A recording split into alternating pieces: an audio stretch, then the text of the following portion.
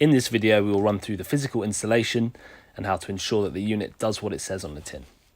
We will cover terminations, cabling options and entry points, PCB setup, and DC leakage testing.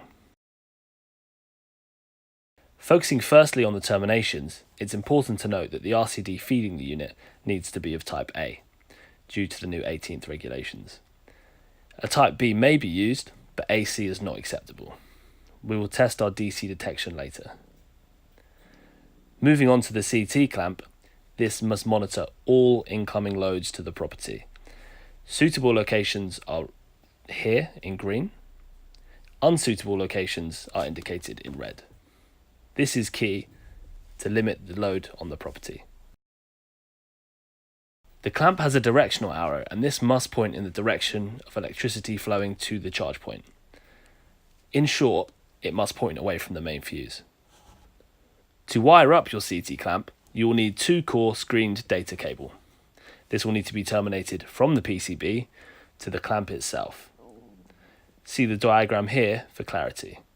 The ground terminal on the PCB must run to the L terminal on the clamp itself.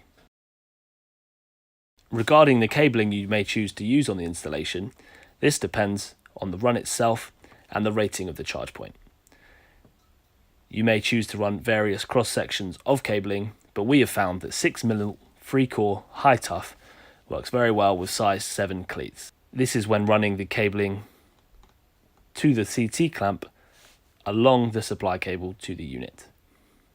Some suppliers offer inbuilt data cable to high tough and SWA variants. It's worth shopping around and trying these out before the day of installation.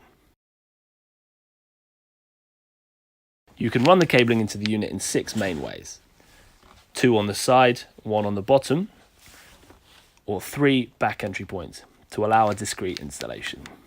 Attaching your data cable to the PCB can either be done through the power cable entry at the bottom or side of the unit, or you may choose to step drill this through a separate hole, if it's easier. The unit shown is the tethered variant. A universal will have a few more wires, but requires the same setup.